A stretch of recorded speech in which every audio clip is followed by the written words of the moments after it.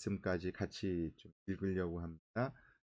신명기 읽기만 하겠습니다. 그러나 당신들이 주 당신들의 하나님 말씀을 듣지 않고 또 내가 오늘 당신들에게 명한 모든 명령과 규례를 지키지 않으면 다음과 같은 온갖 저주가 당신들에게 닥쳐올 것입니다.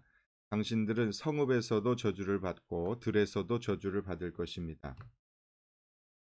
당신들의 곡식, 광주리도 반죽 그릇도 저주를 받을 것입니다. 당신들의 몸에서 태어난 자녀와 당신들 땅의 곡식과 소새끼와 양새끼도 저주를 받을 것입니다. 당신들은 들어와도 저주를 받고 나가도 저주를 받을 것입니다. 당신들이 악한 일을 하고 주님을 잊게 될 때에 주님께서는 당신들이 손을 대는 일마다 저주하고 혼돈시키고 책망하실 것이니 당신들이 순식간에 망할 것입니다. 주님께서는 당신들이 들어가 차지하려는 땅에서 당신들의 몸이 전염병에 걸리게 하셔서 마침내 죽게 하실 것입니다. 주님께서는 폐병과 열병과 염증과 무더위와 한발과 열풍과 썩는 재앙을 내려서 당신들이 망할 때까지 치실 것입니다. 당신들 머리 위에 있는 하늘은 노시되어서 비를 내리지 못하고 당신들 아래에 있는 땅은 메말라서 쇠가 될 것입니다. 주님께서는 하늘로부터 당신들 땅으로 모래와 띠끌을 비처럼 내려서 마침내 당신들을 망하게 하실 것입니다. 오늘 본문 25절에 35절. 주님께서 이집트의 악성 종기와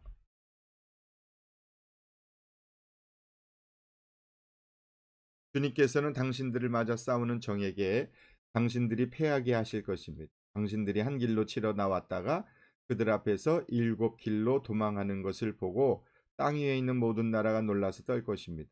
당신들의 죽음이 공중의 온갖 새와 땅의 짐승들의 먹이가 될 것이나 그것들을 쫓아낼 사람 또 쫓아줄 사람이 없을 것입니다. 주님께서는 이집트의 악성 종기와 치질과 옴과 습진을 내려 당신들을 치실 것이니 당신들이 고침을 받지 못할 것입니다. 주님께서는 당신들을 미치게도 하시고 눈을 멀게도 하시고 정신착란증을 일으키게도 하실 것입니다. 당신들은 마치 눈이 먼 사람이 어둠 속에서 더듬는 것처럼 대낮에도 더듬을 것입니다. 당신들의 앞길이 막혀서 사는 날 동안 압제를 받고 착취를 당하겠지만 당신들을 구원해 줄 사람이 없을 것입니다. 당신들이 한 여자와 약혼해도 다른 남자가 그 여자를 엿보이고 집을 지어도 그 집에서 살지 못하며 포도원을 가꾸어도 그것을 따먹지 못할 것입니다. 당신들의 당신들의 소를 당신들이 눈앞에서 잡아도 당신들이 먹지 못할 것이요 당신들의 나귀가 당신들의 눈앞에서 강탈을 당해도 도로 찾지 못할 것입니다. 당신들의 양떼를 당신들의 원수에게 빼앗겨도 당신들을 도와줄 사람이 없을 것입니다. 당신들은 자녀들을 다른 민족에게 빼앗기고 눈이 빠지도록 그들을 기다리다 지칠 것이며 손에 힘이 하나도 없을 것입니다. 당신들의 땅에서 거둔 곡식과 당신들의 노력으로 얻은 모든 것을 당신들이 알지 못하는 백성이 다 먹을 것입니다. 당신들은 사는 날 동안 압제를 받으며 짓밟히기만 할 것입니다. 당신들은 당신들의 눈으로 보는 일 때문에 미치고 말 것입니다. 주님께서는 당신들의 무릎과 발에 당신들이 고칠 수 없는 악성 종기가 나게 하셔서 발바닥으로부터 머리 꼭대기까지 번지게 하실 것입니다. 네.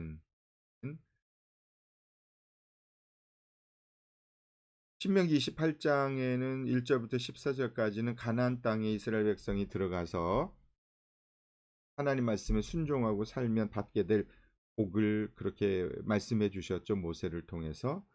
그런데 15절부터는 가나안 땅에 들어가서 이스라엘 백성들이 불순종하게 되면 받게 될 그런 저주를 기록을 하고 있습니다. 68절까지 기록을 하고 있는데요. 이런 말씀 읽으면서 너무 두렵고 또 하나님께서 이스라엘 백성을 왜 지켜주시지 않나 뭐 그런 의구심을 가질 수도 있습니다. 오늘이 한국에서는 6월 6일이 무슨 날이죠? 현충일이잖아요. 나라를 위해 목숨을 바친 한국 열사들을 추모하는 국경일이죠. 지금도 쉬는 날인지는 잘 모르겠어요. 토요일은 그냥 쉬나요? 한 나라가 세워짐에 있어서 목숨을 걸 바쳐서 헌신한 누군가가 있기 때문에 나라가 있는 거 아닙니까? 같은 시대를 살았던 사람들 가운데 어떤 사람은 나라를 위해 목숨을 바쳤고 또 어떤 사람은 나라를 팔았고 그런 사람도 있죠. 또 나라가 위기에 처했을 때 어 함께 국민들이 백성들이 나라의 회복을 위해서 헌신한 사람들이 있는가 하면 또 상황과 여건이 그리하지 못해서 그렇게 못한 사람도 있고요. 어쨌든 나라를 위해서 헌신하고 충성한 사람들을 어 를 위해서는 그 후손들이 그들의 헌신과 수고를 귀하게 여기고 기념하는 그런 날이 인제 현충일이죠. 그런 것처럼 우리가 하나님의 말씀대로 순종하고 살았을 때에 얻게 되는 유익이 있죠, 유익. 베네핏. 그게 인제 복 아닙니까? 하나님께서 이스라엘 백성들에게 특별히 이스라엘 백성을 선택하셔서 가나안 땅이라는 그 젖과 꿀이 흐르는 땅을 허락해 주시고 그곳에 있는 가나안 민족들을 다 몰아내시고 그러면서 약속하신 거 아닙니까? "너가 내가 주는 땅에 들어가면 그곳에서 내 말을 순종하고 언약을 지키면" 그렇게 종주 계약을 맺은 거죠, 이스라엘 백성과. 이스라엘 백성이 뭐 특별해서가 아니고 하나님 일방적으로 선택하셔서 가나안 땅도 주시고 선택된 하나님 백성의 복을 주셨죠. 그러면 조건이 있는 거죠. 하나님의 백성으로 살아가기를 결단했으니까 시내 산에서 그 약속을 했지 않습니까? 그래서 하나님이 계명을 주셨고 그 계명대로 살기로 결정했고 그런데도 모세의 입장에서 보면 어 가나안 땅에 들어가면 이스라엘 백성들이 그렇게 살지 않을 것이라는 그런 마음의 염려가 좀 있었던 것 같아요. 그래서 복은 14절이지만 저주는 3 배가 넘는 4 배인가요? 그 정도 되는 4배 정도 되는 그런 저주를 이야기하고 있는 거죠. 불순종할 가능성이 너무 높다는 것을 알기 때문에 겁을 줘서라도 순종하게 해 보려는 의도가 있는 것 같아요. 그게 하나님의 마음이고 모세의 마음이죠. 근데 안타깝게도 이스라엘 역사를 보면 모세가 염려했던 대로 순종한 부분도 있어요. 순종한 나라 왕도 있었고요. 그 시대 속에서. 그렇지만 불순종한 부분이 너무 많아서 결국 열왕기서 같은 데 보면 이 저주가 하나도 빼지 않고 이스라엘 백성에게 다 임했던 것을 알 수 있지 않습니까? 심지어 자녀를 삶아 먹는 그런 저주를 받고 말았죠. 하나님이 주시는 저주에는 아니 사람들에게 있는 받는 저주에는 자연적 저주가 있죠. 예를 들면 우리 아이들에게 추운 겨울에 "너 학교 갈 때 따뜻하게 입어." 그럼 "안 입는다. 입는다." 막 그렇게 실강의를 벌이지 않습니까? 애기들이. 그러면 "너 오늘 이렇게 따뜻하게 안 입으면 너 감기 걸려." 그렇게 얘기하잖아요. 감기 걸리란 뜻이에요? 걸리지 말란 뜻이에요? 걸리지 말란 뜻이죠. 엄마 입장에선 이걸 입어야 따뜻해야 몸을 보호할 수 있다 이렇게 생각을 하는 거지 않습니까? 근데 그거 안 하면 감기 걸리죠. 추워서 덜덜 떨고. 코로나 바이러스에 "손 깨끗이 씻어라. 마스크 해라. 그리고 사회적 거리 두기 해라." 그거 안 하면 어떻게 해요? 그 위험성이 높아지는 거잖아요. 똑같은 거예요. 자연적인 상황 속에서 하나님께서 "이렇게 해라."라고 했는데 그것을 하지 않을 때 생겨지는 것이 저주죠. 그것은 스스로 결정하는 거잖아요.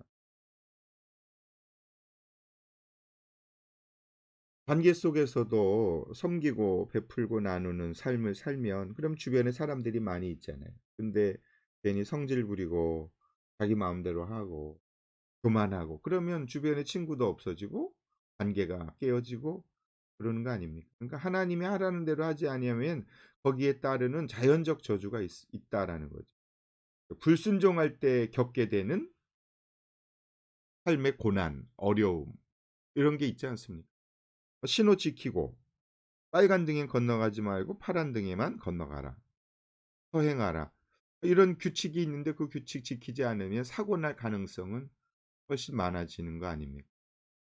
우리의 삶에 그런 것들이 너무 많은데 그런 의미입니다. 하나님께서 하나님의 말씀대로 순종하고 살아가면 복을 누리는 것이고 베네핏을 누리고 유익함이 있는 것이고, 그렇지 않으면 그로 인해서 생겨지는 고난과 어려움이 생겨지는 것이죠.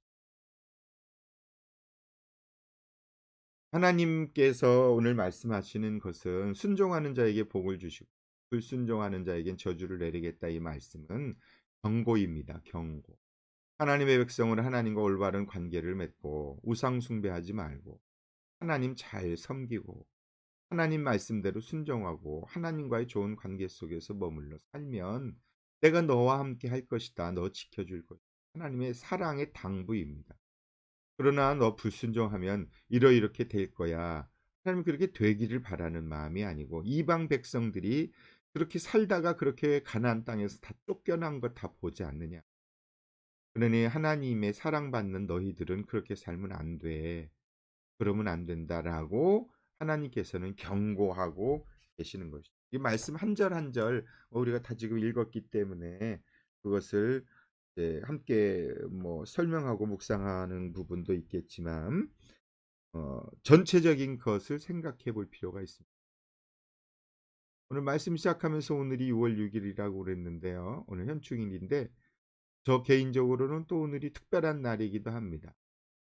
10년 전 2010년 6월 6일에 제 아내와 또 새 아이와 함께 태평양을 건너 비행기를 타고 첫 발을 내디딘 날이, 역사적인 날이 오늘이 제가 6월 6일인 2010년 6월 6일, 2020년 6월 6일. 호주로는 큰 복을 받은 날입니다. 호주가. 근데 돌아보면 10년 동안 순종함으로 인하여 받은 복이 너무너무 많이 있습니다. 근데 또 반면에 불순종함으로 받은 하나님의 징계도 또 많이 있습니다. 개인적으로는 운동 열심히 해라, 음식 가려 먹어라, 흰쌀밥, 쌀, 인스턴트 그 식품 먹지 말고 패스트푸드 이런 거 먹지 말고, 당연히 나이가 들면 그런 걸 절제해야 되지 않습니까? 근데 그런 걸 먹고 그거 좋아하고 입맛 입에 좋다고 내가 좋다고 그래서 이제 당뇨가 생기고 고혈압이 생기고 뱃살 많이 나오고 이런 건 제가 어 불순종함으로 건강하기 위한 규칙을 지키지 않음으로 가지게 된 그런 또 자연적인 저주라고 말하긴 좀 너무 세죠. 그런 어떤 징계, 고난, 고통이라고 할 수 있겠죠. 또 순종함으로 영혼을 사랑하고 주어진 하나님의 사역 속에 최선을 다해서 살아감으로 하나님께서 가정과 자녀와 저의 삶에 허락해 주신 또 복이 있죠. 여러분 또 어떠세요? 하나님 우리의 삶 가운데 이렇게 순종의 길과 불순종의 길을 주시지 않습니까? 그랬을 때에 불순종의 길을 선택하고 가는 경우들이 더 많다고 생각을 해요. 왜? 거기엔 유혹이 있거든요. 그리고 그동안 살아오던 삶의 패턴을 바꾼다는 게 쉽지 않잖아요. 그렇지만 순종하면 하나님이 하라고 하는 것을 하고 하지 말라는 것은 안 하면 그럼 반드시 하나님의 복을 누릴 수밖에 없습니다. 베네핏 누릴 수 있어요. 삶의 유익함을 누릴 수 있거든요. 호주에서 살면서 호주 정부가 정해 놓은 기준과 규칙에 따라 살아가면 그럼 누리게 된 베네핏이 있어요. 근데 그렇게 하지 않고 자꾸 법을 어기고 하지 말라는 거 하고 세금 문제, 비즈니스에서 직원을 고용하고 이런 부분에 있어서 불순종하고 따르지 아니함으로 당장 잠깐은 얻게 되는 유익처럼 베네핏처럼 보여지는 것들이 있는데, 시간이 흘러가다 보면 나중엔 꼭 잘못된 것들은 드러나고 결정적인 순간에 그게 밝혀지고 그렇게 되는 경우들이 너무 많이 있지 않습니까? 그런 것과 똑같다고 생각을 합니다. 그래서 하나님께서 우리에게 저주 신학적인 것으로 볼 때 이미 우리에게는 하나님이 모든 저주를 우리를 대신해서 예수 그리스도를 보내 주심으로 하나님을 아버지로 믿는 예수 그리스도를 믿는 사람들에게는 저주는 없어요. 그것은 이미 예수 그리스도에게 다 쏟아 부어 졌거든요. 영적인 의미에서의 모든 저주를 말합니다. 갈라디아서 4장에 이런 말씀이 있어요. 기한이 찼을 때 하나님께서는 자기 아들을 보내셔서 여자에게서 나게 하시고 또한 율법 아래에 놓이게 하셨습니다. 예수님이 저주 아래에 놓이게 되셨다. 율법 아래. 율법은 저주이니까. 율법을 다 못 지키잖아요. 이스라엘 백성들이 다 못 지켰잖아요. 때가 돼서 예수님께서 2000년 전에 오셨다. 그것은 왜 오셨는가? 율법 아래에 있는 저주 아래에 있는 사람들을 속량하시고 죄를 사해 주시고 우리로 하여금 자녀의 자격을 얻게 하시려는 것입니다. 여러분은 자녀임으로 하나님께서 그 아들의 영을 우리의 마음에 보내주셔서 우리가 하나님을 아빠 아버지라 부를 수 있게 하셨습니다. 그러므로 여러분 각 사람은 이제 종이 아니라 자녀입니다. 자녀이면 하나님께 세워주신 상속자이기도 합니다. 아멘. 그리고 5장 1절에 보면 그리스도께서 우리를 해방시켜 주셔서 어디에서? 율법에서, 저주에서 자유를 누리게 하셨습니다. 그러므로 굳게 서서 다시는 종살이의 멍에를 매지 마십시오. 율법 아래 살아가지 마십시오. 우리에겐 진정한 자유가 있습니다. 하나님을 믿는 예수 그리스도를 믿는 사람들은요. 예수님께서 모든 저주를 대신 지시고 십자가에서 못 박혀 죽으시고 부활하심으로 그 저주로부터 우리를 구원해 주셨습니다. 갈라디아서 5장 갈라디아서에 그런 말씀이 있거든요. 그러면 예수 믿는 사람들은 아무리 죄를 지고 잘못해도 괜찮은가? 그렇지 않습니다. 예수 믿지 않는 사람들은 저주 아래에 있습니다. 율법 아래에 있습니다. 왜? 예수 그리스도의 그 자유함의 은혜를 믿음으로 받아들이고 순종하지 않았기 때문에 그런 거죠. 그러나 예수님을 믿는 사람들에게는 저주가 아닌 징계가 따르게 되어 있습니다. 히브리서 11장에 이런 말씀이 있습니다. 하나님께서 여러분을 향하여 자녀에게 말하듯 하신 이 권면을 당신들을 잊지 마십시오. 내 아들아, 주님의 징계를 가볍게 여기지 말고 그에게 꾸지람 들을 때에 낙심하지 말아라. 주님께서 사랑하시는 사람을 징계하시고 받아들이신 아들마다 채찍질하신다. 징계를 받을 때 참아내십시오. 하나님께서는 자녀에게 대하시듯이 여러분에게 대하십니다. 아버지가 징계하지 않는 자녀가 어디에 있습니까? 모든 자녀가 받은 징계를 여러분이 받지 않는다고 하면 여러분은 사생아이지 참 자녀가 아닙니다. 우리가 육신의 아버지도 훈육자로 모시고 공경하거든. 잘못해도 잘못 그냥 두는 부모가 어디 있습니까? 빨간 신호등인데 뛰어가는 어린아이 가만히 보고 잘 뛴다 그럽니까? 당장 뛰어가서 가로막고 혼내죠. 다시는 너 이렇게 하지 못한다. 야단을 치지 않습니까? 가르치기 위해서. 그런 것처럼 하물며 영들의 아버지께서 복종하고 살아야 한다는 것은 더욱더 당연한 일이 아닙니까? 육신의 아버지는 잠시 동안 자기들의 생각대로 우리를 징계하지만 하나님께서는 우리를 자기의 거룩하심에 참여하게 하시려고 왜 우리를 징계하시나 하면 거룩하게 하려고 우리에게 유익이 되도록 징계하십니다. 무릇 징계는 어떤 것이든지 그 당시에는 즐거움이 아니라 괴로움으로 여기지만 나중에는 이것으로 훈련받은 사람들에게 정의의 평화로운 열매를 맺게 합니다. 아멘. 왜 하나님께서 우리를 징계하시나 훈련하시는 거죠. 연단하시는 것입니다. 왜요? 거룩하게 하시려고. 돌이켜보면 저 지난 10년 동안 하나님 말씀대로 불순종함으로 받은 징계가 많이 있거든요. 근데 그 징계는 저를 저주가 아니거든요. 하나님의 자녀들에게 있는 삶의 고난은요, 징계입니다. 그 징계를 통해서 저를 거룩하게 하고 하나님의 말씀대로 살지 않았을 때 겪게 되는 그런 고난과 어려움을 통해서 저를 순결하게 하고 하나님의 말씀을 대로 순종하고 살아갈 수 있는 방향 전환을 시킨 것들이 참 많아요. 그래서 금방금방 깨달아요. 하나님이 사랑하는 사람들에겐 하나님이 예민하게 반응하세요. 조금만 눈을 돌리거나 마음을 다른 데로 가면 금방금방 영적으로 그렇게 자극이 와요. 그런 걸 잘 깨닫는 게 참 중요합니다. 성령님께서 그렇게 하시거든요. 왜 그렇게 하시냐 하면 거룩하게 하시려고. 평화로운 열매를 맺도록 하게 하시려고 하나님께서 그렇게 연단하세요. 징계하세요. 훈련하세요. 그런 게 어떤 게 있으세요? 그럴 때 즉시 순종하고 회개하고 돌이키면 하나님의 백성으로서 놀라운 복을 누리며 살아갈 수 있게 해 주십니다. 이스라엘 백성에게 지금 말씀하신 것은 바로 그런 의미가 있는 것이다라고 생각하시면 돼요. 어제 말씀 24절까지의 말씀도 그런 말씀이었고, 또 오늘 25절 말씀에서도 그런 말씀을 하시는 거죠. 전쟁에서 이기게 하시기도 하시지만 패하게도 하신다. 인생이 다 전쟁 아닙니까? 모든 게 영적 전쟁이잖아요. 근데 하나님 말씀대로 순종하면은요, 적들이 한 길로 왔다가 일곱 길로 도망가요. 완전한 승리를 하게 해주세요. 근데 반대로 하나님 말씀대로 순종하지 아니하면 한 길로 나갔다가 일곱 길로 완전한 실패를 할 수밖에 없다라는 거죠. 그래서 불순종하면 하나님의 백성은 하나님의 백성이 되지 못하게. 말씀을 떠나면 하나님의 백성의 능력을 상실해요. 무시당하고요. 조롱당해요. 예수 믿는다고 말하면서요. 예수 믿는 사람처럼 안 살면 세상 사람들이 비웃어요. 또 교회 다닌다면서, 또 예수 믿는다면서 세상 사람들도 알거든요. 예수 믿는 사람들은 어떤 사람들인지 더 잘 알아요. 근데 그렇게 살지 않으면 그런 모멸 말로는 하진 않겠지만 이제 속으로 그렇게 하겠죠. 제가 목사인 걸 아는데 목사인 것처럼 안 살면요. 그러지 않겠습니까? 아니 목사가 무슨 이렇게 세상 사람들보다 더 큰 도덕적 기준을 잣대를 대잖아요.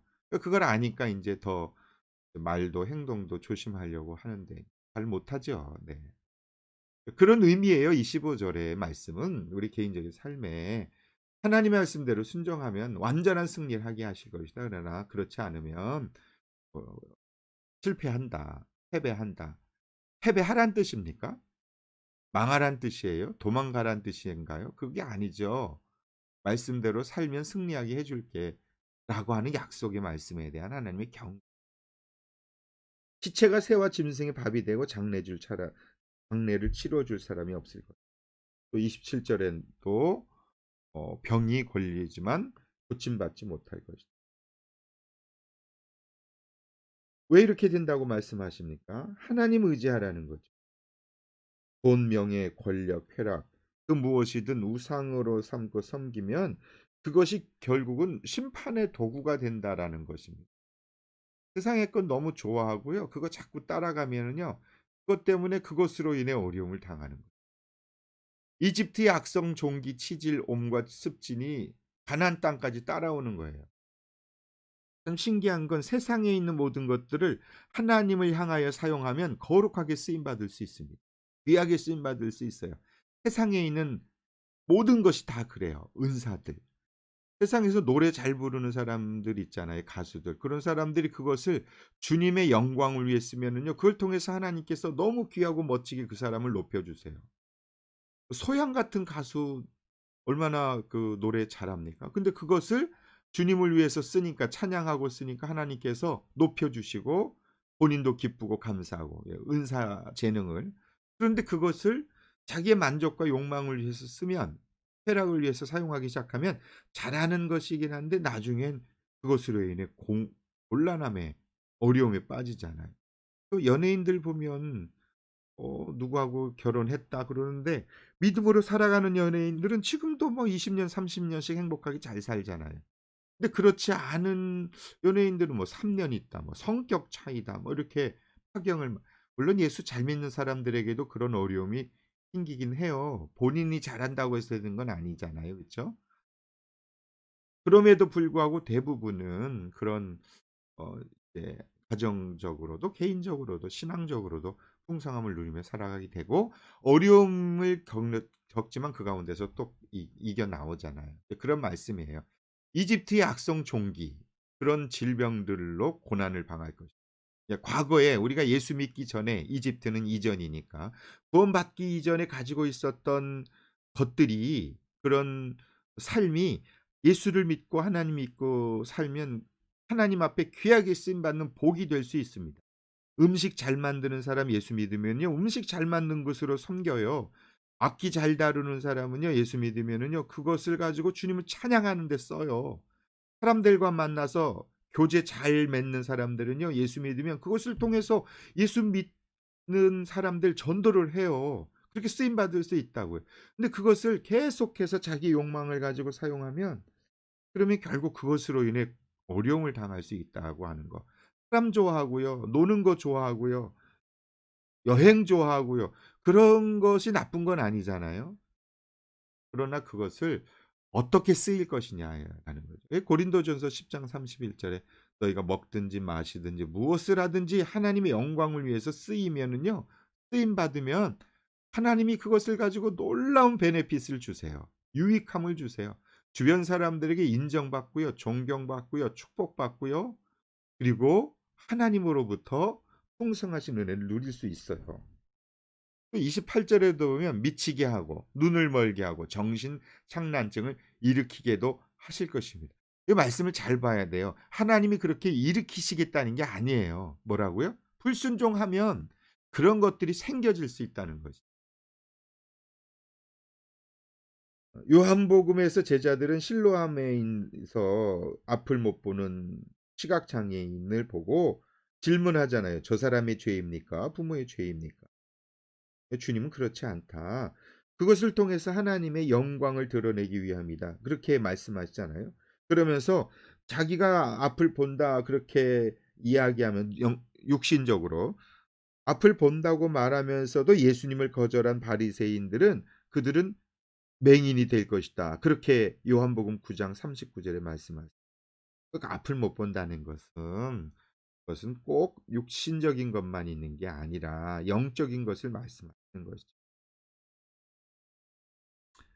하나님을 본다고 말하면서도 실제로 하나님이 눈앞에 있는데도 바라보지 못한다라고 하는 하나님의 경고이죠. 우리가 눈을 뜨고 살아가고 하지만 이 땅 가운데서 미친다. 눈이 멀게 된다. 정신 착란증을 일으키게 된다. 하나님을 믿고 예수 믿는 사람도 우울증 걸려요. 예수 믿는 사람도요. 불안장애, 공황장애 때문에 약 먹어요. 저도 그랬거든요. 그런데 그러한 것은 징계거든요. 하나님의 말씀대로 순종하고 살지 않음으로 생겨진 마음의 평화, 기쁨 그런 게 있거든요. 어려운 상황 속에서도 기도하고 하나님을 의지하고 내 인간적인 것으로 욕망대로 살지 않고 어떻게 보면 또 그것을 통해서 더 하나님을 의지하게 되는 계기가 될 수 있지 않습니까?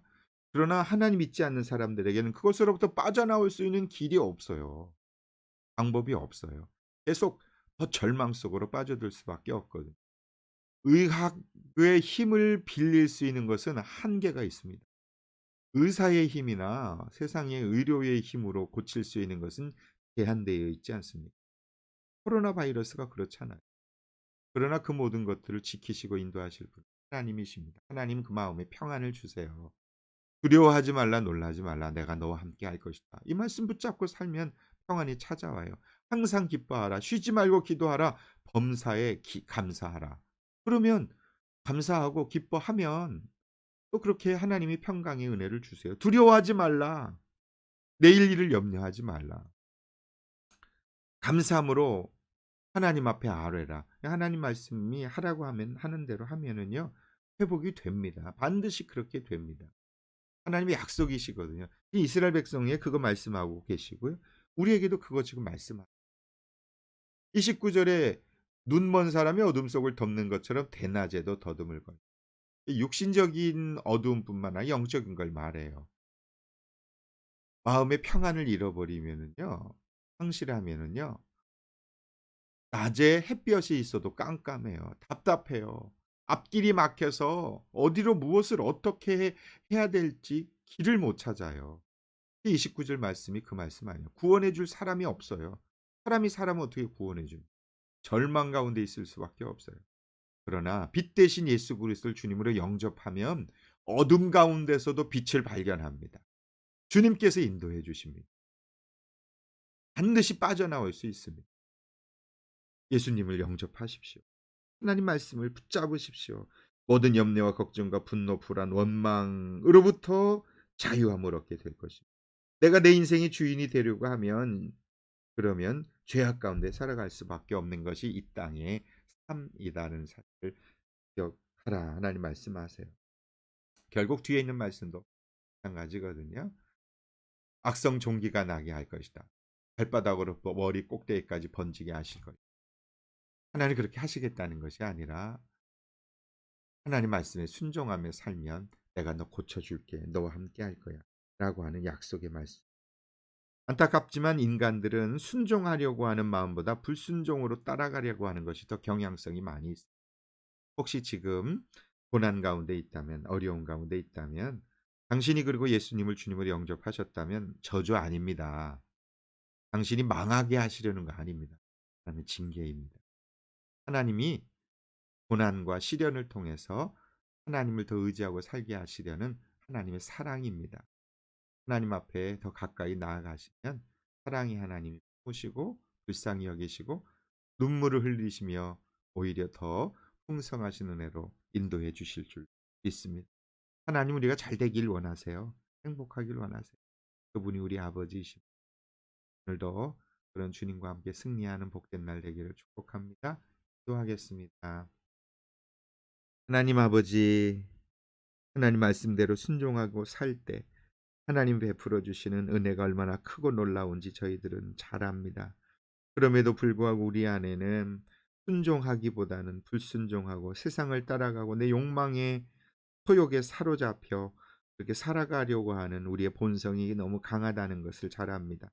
그래서 매일매일 주님의 말씀을 통해서 나를 쳐서 복종시키고 십자가에 죽고 이미 죽었음을 선언하고 하나님의 그 은혜 속에서 믿음으로 살아가는 삶이 되기를 위해서 헌신하는 것, 그것은 오늘 우리의 자유의지 속에 있는 것을 잘 압니다. 오늘도 말씀을 통해 저희들이 하나님이 무엇을 원하시는지를 잘 깨달았사오니 말씀대로 잘 살아낼 수 있도록 성령님 우리를 인도하시고 지켜주십시오. 하나님 아버지 이 시간 간구합니다. 육체 연약한 가운데 고난 가운데 있는 하나님의 사람들을 기억하여 주시고 치유하여 주시고 회복시켜 주시며 그의 삶 가운데 하나님의 풍성함의 은혜로 채워 주십시오. 고난이 또 하나님의 징계와 연단이 더 길어지지 않도록 하나님께 자비를 구하며 주님 앞에 돌아올 때 하나님께서 품어 주시고 용서해 주시고 사랑으로 감싸 주실 줄로 믿습니다. 때로는 그런 어려움이 오히려 더 하나님의 풍성한 은혜를 깨닫게 하시려는 하나님의 계획인 것을 압니다. 하나님 이 시간 간구하고 저희들이 한 마음으로 하나님 앞에 기도드리오니 주여 은혜를 베풀어 주셔서 반드시 합력하여 선을 이루시는 하나님의 풍성한 은혜로 채워 주실 줄로 믿습니다.